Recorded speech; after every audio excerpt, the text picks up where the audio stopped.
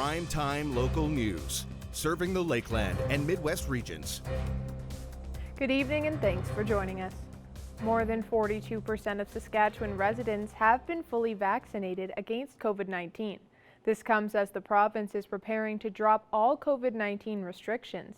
Jillian Code speaks with Lloydminster Mayor Gerald Albers to find out what residents can expect. The government of Saskatchewan will be dropping all COVID-19 restrictions on July 11th, and Mayor Albers says Lloydminster is following suit. Masks will not be required in the city of Lloydminster. Businesses and individuals that wish to wear masks have that ability, but it will not be a requirement by law to wear a mask. The mandate has been in effect for just under 8 months and will be ending this upcoming Sunday. City-owned businesses will also not be requiring masks, and social distancing requirements will cease to exist. Mayor Albers says individual businesses will still have the right to require a mask for entry. It's no different than a restaurant will say no shirt, no shoes, no service. They have that choice to if that's what they want to choose. That's simply up to the business and the business owner. Mayor Albers says that it is highly likely that restrictions will not return as more vaccines are being administered, with COVID-19 cases in the province steadily declining. The expectation is that, with the amount of vaccinations that have been given and that perspective, they'll be watching it, but the intention is to return the province back to as much of normal as we knew it before COVID from that perspective. With summer in full swing, Lloydminster residents will be easing back into a COVID restriction-free life. Mayor Albers says that he hopes people will respect each other's personal boundaries. I just encourage people to be respectful of others, because you're going to experience people that can't wait to get to July 11th, as we know, and others that are very nervous about July 11th. They may be hesitant about being in public. They may try to maintain distancing. I think that's each individual's right from that perspective, and encourage people to respect other people from that. If they have a mask on, that's their choice. If they are maskless, again, that is their choice as well. Jillian Code, Primetime Local News. One more person who tested positive for COVID-19 in Saskatchewan has died. It was someone in the 40 to 49 age group from our Northwest Zone. Our zone has had 80 deaths since the beginning of the pandemic. That is the third highest number of deaths in the province.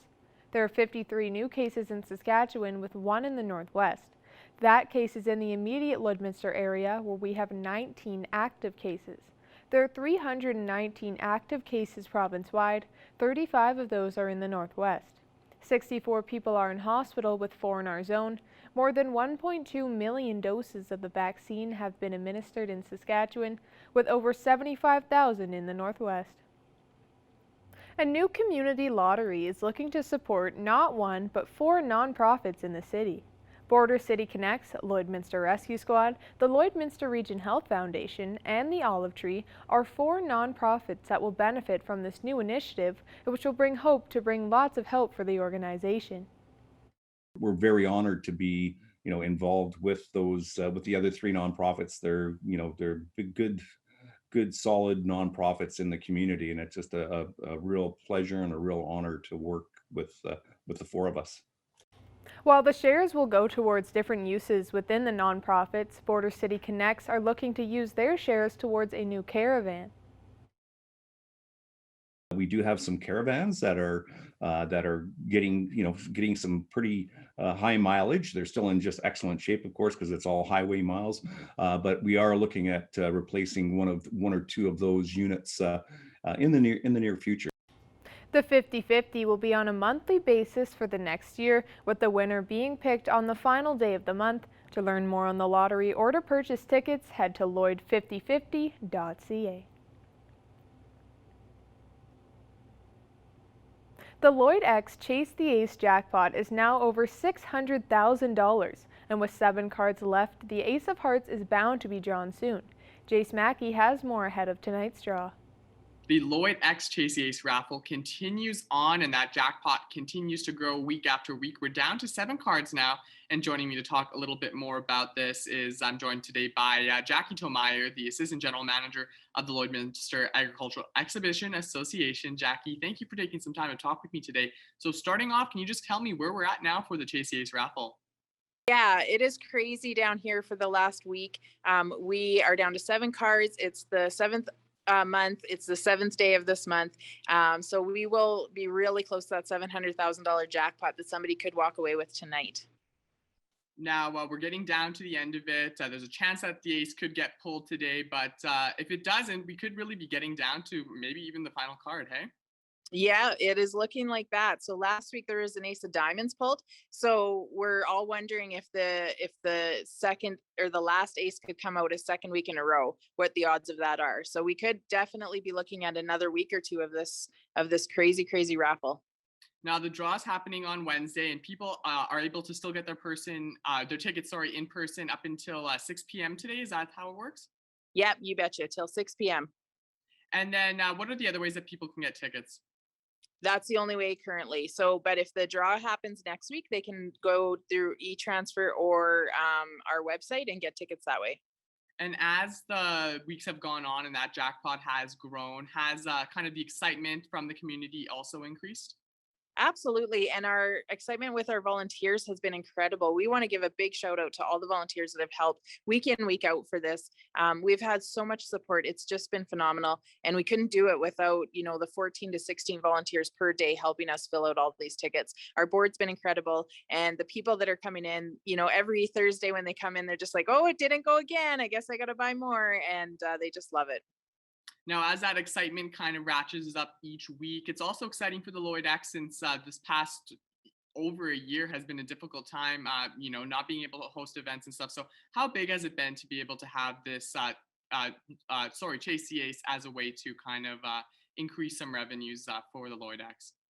Yeah, we definitely are looking forward to utilizing the funds that we've raised through this. We have been able to not use any so far because we really want to reinvest that money that the community has supplied with us into infrastructure and programming that'll benefit everyone. So we've been able to not touch it. So we're making plans and we have the board has a vision of what they want to see, that we can reinvest this money to help all of the Midwest. Now, the draw is going to be happening tonight, and people are able to even watch it on the Lloyd X Facebook page. Is that right? Yeah, on the Chase the Ace Facebook page. You betcha. Well, thanks a lot, Jackie. Even if the ace doesn't get drawn today, the jackpot will continue to increase, and that'll be good news for the Lloyd X. Now our Connor Chan will take a first look at your weather forecast.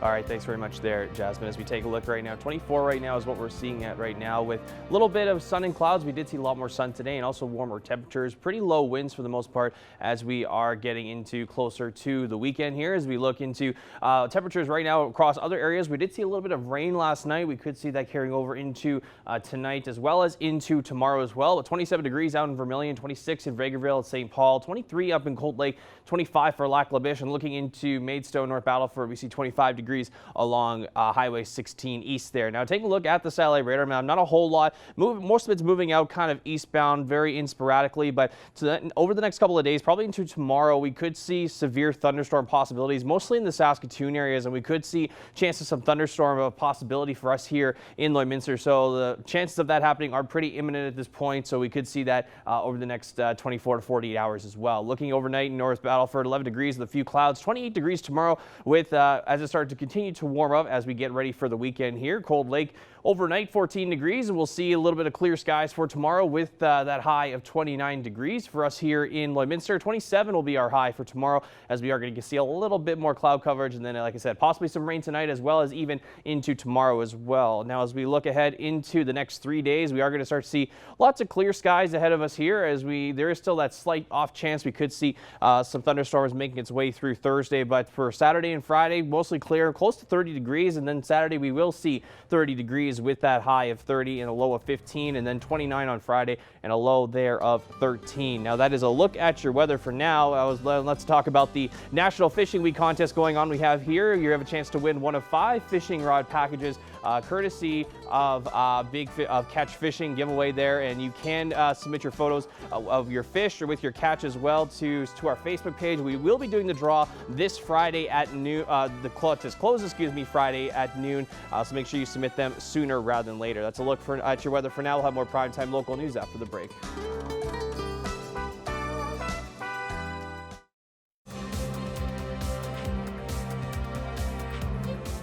Tuesday night kicked off Game 1 of the NBA Finals. For the first time since 1993, the Phoenix Suns are back in the finals. And for the Milwaukee Bucks, their last appearance was in 1974. Evan Kenny has a deeper look at the series. I'm pleased to be joined now by a guy who has a wealth of knowledge when it comes to the sport of basketball, Lakeland College women's basketball head coach Chris King. Chris, thanks for taking this time and joining me. Hey, thanks for having me on. I appreciate it. Now, Chris, exciting time when it comes to the world of basketball. Obviously, the NBA Finals is going on right now. It kicked off Game 1 Tuesday night. And Chris, the Phoenix Suns were able to come out on top. When you talk about the Phoenix Suns, not just in this current series, but throughout the playoffs in general, talking about their success, I think you have to look straight at Chris Paul and at Devin Booker. I mean, Chris, how good have these two players been throughout the playoffs? Yeah, they've been phenomenal. And to think that Chris Paul was kind of on the outs of the league a couple of years ago where no one seemed to want him. His contract was so big. And now he's back to the point guard. He's been unbelievable in these playoffs. And Booker himself, as a young upcoming player, I think having a leader like that has really pushed the envelope for that whole franchise. Now, in Game 1, Paul was able to drop 32 points and 9 assists, while Devin Booker, not quite as good, but still a fantastic game, 27 points and 6 assists. Now, Chris, talking when it comes to playoffs, depth is obviously a huge thing when it comes to teams. How well your bench can do could make or break a series for you. Now, obviously for the Milwaukee Bucks, Giannis Antetokounmpo, not quite 100%. So they're definitely going to have to rely on their bench moving forward. Just how important is this depth moving forward for either team? Yeah, I think Milwaukee's in a tough spot with Giannis being hurt. I think it's going to really affect how they rotate their players. And obviously he does so much for them on the offensive and defensive side. So Milwaukee's going to have to shoot the ball extremely well to have a shot to win. Phoenix, if they stay healthy, they have the guard play and they have the inside game with Ayton. I really see it being a tough series for the Bucks to actually overcome this. And with the injury, it just makes it that much tougher. And one thing that just to add on to your point there, Chris, that Phoenix is doing really good. You brought up DeAndre Ayton there. I mean, they're doing a fantastic job of getting that pick and roll going and really trying to find some mismatches when it comes to the Bucks on defense. Now, the Bucks are a great defensive team. Obviously, Drew Holiday, one of the phenomenal defensive players in the league. But what I noticed, Chris, especially in that Game 1, was they were switching a lot off of pick and rolls there rather than trying to fight through it and stick with their man. Just what are your thoughts on that defensive scheme there?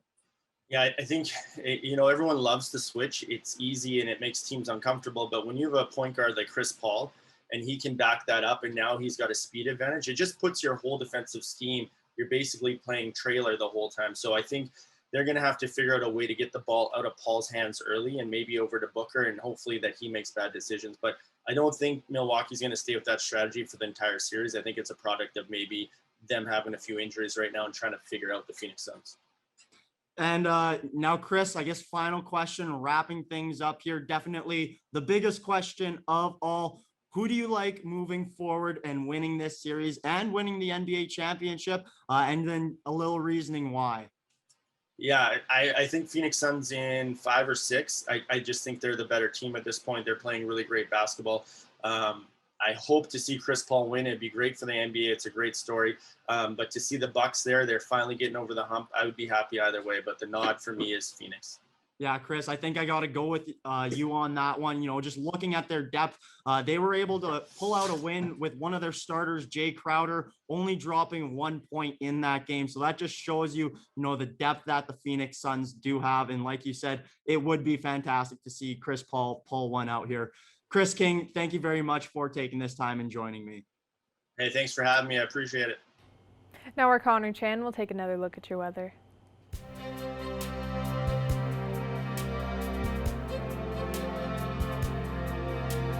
All right, thanks very much, Jasmine. As we're still taking a look at temperatures here in the area, still sitting at 24 degrees right now, so still fairly warmer compared to yesterday. As we take a look, a little bit warmer out west as we're starting to see the heat come back in parts of Alberta, as we see 28 degrees in Edmonton, Edson, and Whitecourt, and Jasper, 26 degrees also in Rocky Mountain House. Moving over into the Saskatchewan areas, some are a little bit in between as we see areas like Saskatoon sitting at 26 degrees, 22 in Prince Albert and Melfort, and 25 also in North Battleford. Also kind of a little bit in the lower side in the 20s in northern Saskatchewan, 24 in La Loche, Buffalo Narrows, 23 in La Ronge with 26 up in Stony Rapids, and then 25 in Uranium City. Looking over to northern Alberta now, also very warm today as we see some 30-degree marks coming back into the forecast in Peace River and Grand Prairie, with 28 in Fort McMurray and Fort Chipeway, and 29 degrees in High Level as well. Now moving down and down south to those areas in southern Alberta, 30 degrees in Medicine Hat, they broke that mark there, 25 in Lethbridge and Calgary, as we could see some thunderstorms making their way through parts of southern Alberta and Saskatchewan, as well as up in the central areas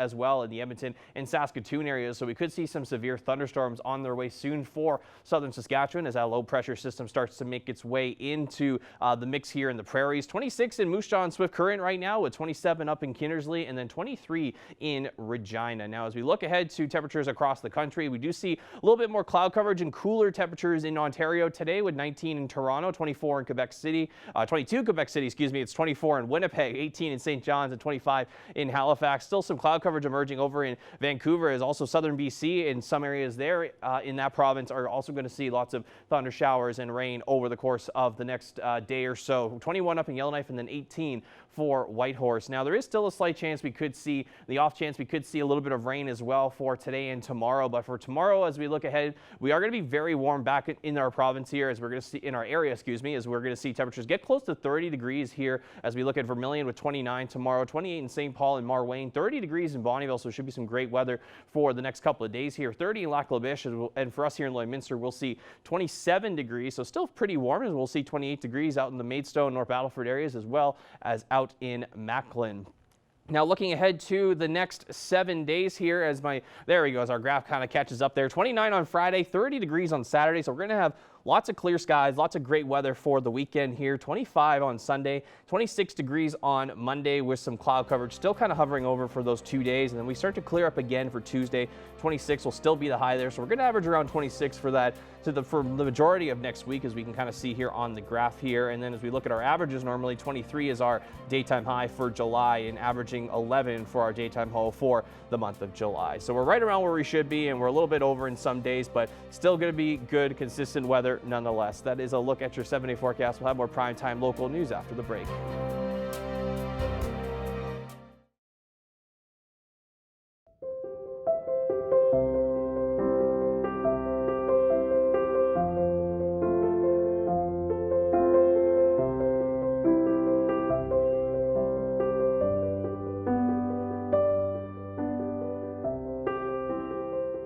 Stephanie Dobson is back with us this week. Stephanie is a local lawyer and mediator at Henka Divorce Law and Mediation.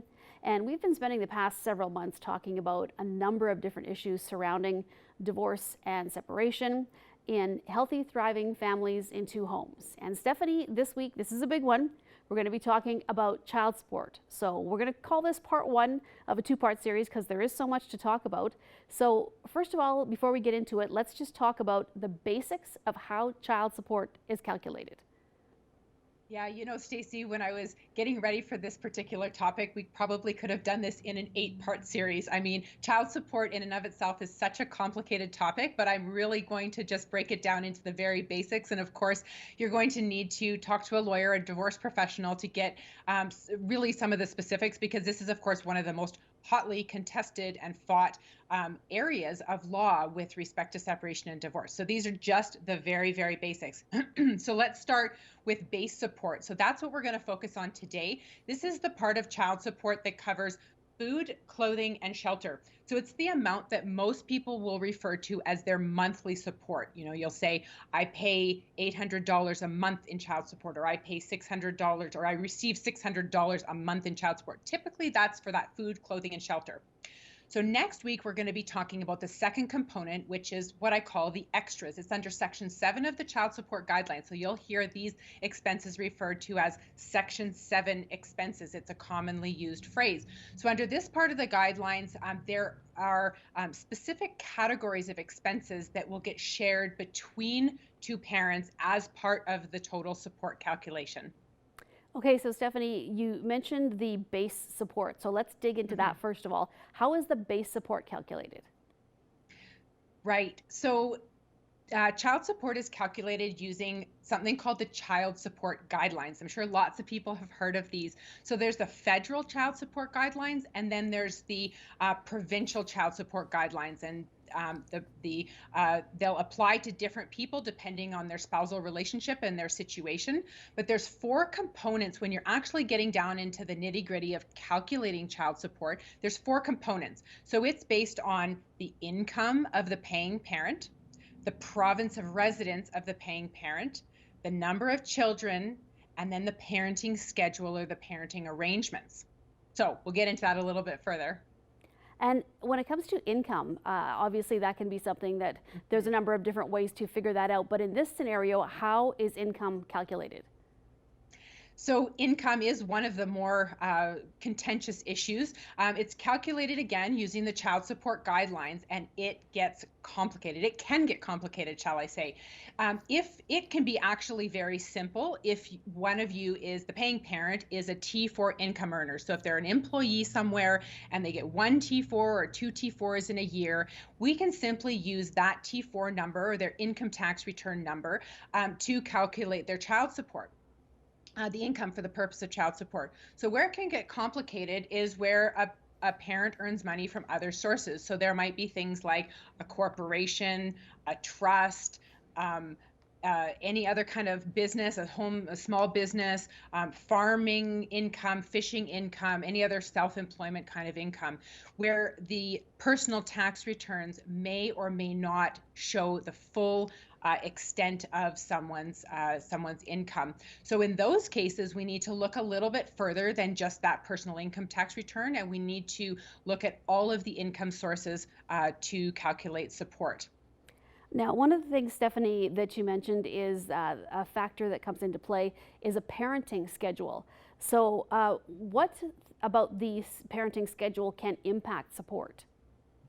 So there's 3 different parenting schedules that we usually look to when we're calculating child support. So the first one is where the children are residing with one parent primarily. And when I say primarily, the child support guidelines defines that as living with one parent at least 60% of the time. So that means that the other parent has less than 40% of the time. So in that case, it's calculated under one particular section of the child support guidelines. It's actually called Section 3. Then there's another set of calculations that get done when there's something called shared parenting. So that's where most people will consider it somewhat of an equal parenting basis. So that might be 50-50 as far as the time allocation. That might be 60-40, but it's where the child support guidelines defines it as at least both parents having at least 40% of the time with the children. So then it just gets, there's a bit of a different calculation that gets done, and there's other factors to look at. Now, then there's one more, Stacey. Sorry, yeah. That's okay. So there's one more, and it's called split parenting. So that's where children are actually split between 2 homes.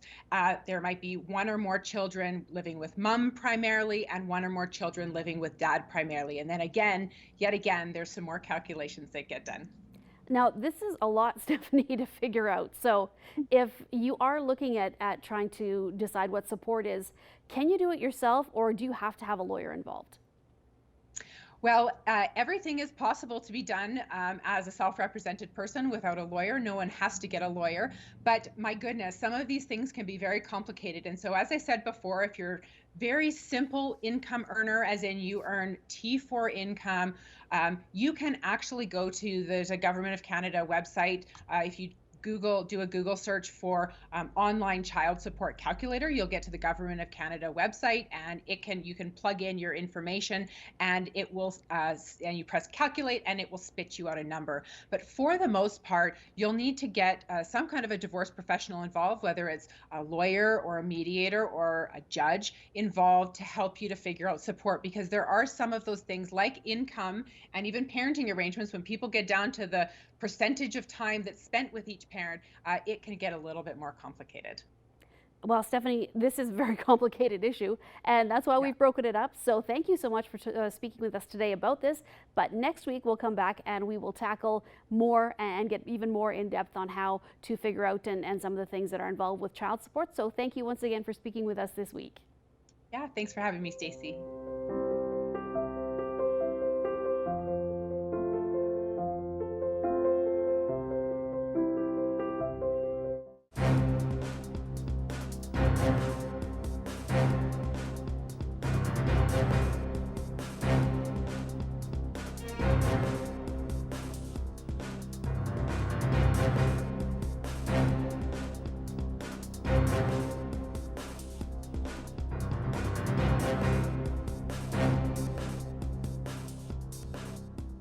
I'm joined here today for Primetime Local News with Dawn Moore, the Associate Dean with Portage College. Thank you so much for joining us today. Now, Portage College is adding micro-credentials to its list of offerings. What's involved in these short programs for students?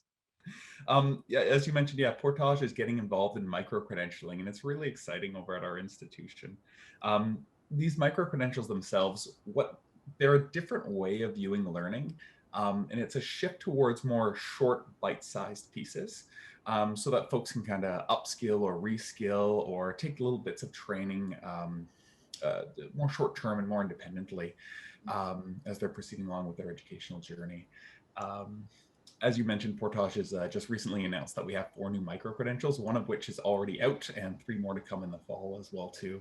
And so these micro-credentials are designed in partnership with some of our external partners, industry, employers, whomever they happen to be.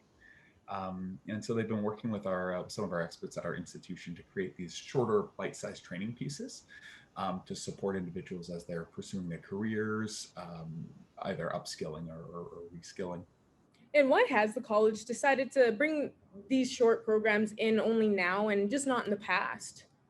Well, that's a great question too.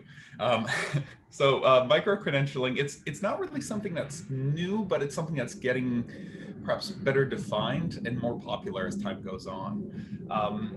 In the last 5 or so years, we've really seen a rise in micro-credentialing kind of around the world, in particular in Canada, that's for sure. I think as our world is getting faster and we're seeing folks work in more and more different industries and continuing to reskill, there becomes a larger demand for some of this on-demand training programming, and people are taking more short bite-sized pieces, but also wanting these bite-sized pieces to kind of fit into something larger. The Alberta government in advanced education has also given us a little bit of information about micro-credentialing and had actually put out a call for expressions of interest or proposals from institutions. And so we had participated in that as well too. And so advanced education has worked with us on helping to fund some of our development for it as well. And then we even have some external partners who are interested in working with Portage on developing some short-term training. And so, with all this interest in micro-credentialing, we thought, well, we should try and formalize something a little bit more and get a micro-credential plan in place and then start offering some of these things. And could you tell us what micro-credentials Portage College will be offering soon and what program is actually available today? The first one that's currently being offered is the Supportive Care Assistant Program. And so we have put out some press releases about that one earlier. And that's for folks who are working more in the hospital or healthcare sector. And it's kind of like an introductory level program to upskill people to be working directly in long-term care facilities, potentially in hospitals or healthcare centers, with some folks as they are coming in there to support their healthcare needs. And so that's one that's being offered right now. It's tuition free, and if there is interest in joining, then I would strongly recommend that folks take a look at our website and explore that opportunity. We still have enrollment coming for it, so that'll be great. In the fall, we are going to have 3 new micro-credentials as well that are going to be offered. One of them is in permaculture, which is this really interesting approach to agriculture, where we look at more of a kind of conscious and deliberate design of maintaining and building agricultural opportunities that focuses more on like the natural ecosystem. We have another one that's coming up that's working with autoclaved aerated concrete, which may sound like a new term to a lot of folks, but it's a new type of concrete that's getting more popular in Canada. So that program is going to be designed more for folks who want to learn about autoclaved aerated concrete, but also who want to get into the field either to work with it, or tradesmen who want to be able to construct with it, maybe some electricians who are wiring in a home that uses autoclaved aerated concrete instead, because it's a different kind of building material, right? The last one that we're looking at launching in the fall too is our foundational learning instructor program. And what that one is for is that's for folks who are working directly with some of our foundational learning adults. And that one's actually going to be offered across the province with some of our partners at the Community Learning Network. And does Portage College expect to see a strong reaction from students from going into these short programs, would you say? Oh, I think so. I think one of the best things about these micro-credentials are how involved industry is. And so even as we're designing these programs, we have industry partners who are sitting at the table with us. When we're looking at permaculture, for instance, we had numerous local organizations who were sitting there writing letters of support and are helping to guide and direct the program, because their goal is, as folks are taking these programs, they want these folks to then be able to work in these particular industries. So here you're having employers who are directly involved in creating these short bursts of programming, so that then when people take them, they can become employed in these fields. And by having employers as involved as they are, you know that it's something that they're going to value as well too. And so students who are looking for some upskilling to get those positions, they're going to be able to use that as well. And for people unaware right now, where can they find more information online, and where can they be able to sign up and everything for these micro-credentials? Sure. So currently we are running, currently it's only the supportive care assistant program that we are taking recruitments for. The rest will be coming in the fall. So checking out our Portage College websites are our best bet as we see more and more information coming out about these programs. So yeah, our website would probably be the best place. I know we'll be doing some mini announcements too as we carry on to celebrate more of our programs. But at this point, they'll be through the continuing education branch of our website. So that would be the best place to get some more information on it. Well, perfect. I think it's amazing to see that Portage College is offering students now for this. Thank you so much for joining me today, Don. Thank you so much for having me, Shelby. All right, taking a look here at your next 7 days here, there is the possibility we could see some thunderstorm threats making its way into parts of southern Saskatchewan, and some parts also a little bit in our area in the Lloydminster area more so, but some of the severe stuff's going to be more so down south there. So looking ahead for Thursday, 28 degrees as we get into Friday, Saturday. We are going to be pretty warm here as we're going to have nice clear skies and sun here for Friday, Saturday at 30 and 32 degrees. We're going to see a little bit more cloud coverage coming back on Sunday there, where we'll have, it seems like, 4 straight days of 26 degrees with the expected forecast here. Lots of cloud coverage on that Sunday, Monday, and then cleared up once again for Tuesday. And then 26 also for Wednesday as well, as we are going to see that cloud coverage kind of continue around and hover around us for a little bit here. So we're going to see that sun and cloud mix hover around us for a while. There is still a slight off chance, though. We could see a little bit of showers for tonight as well as into tomorrow as well. Then things should start to clear up on that Thursday night, getting ready for that nice clear Friday and Saturday. Thank you for joining us on Primetime Local News. Have a great rest of your night.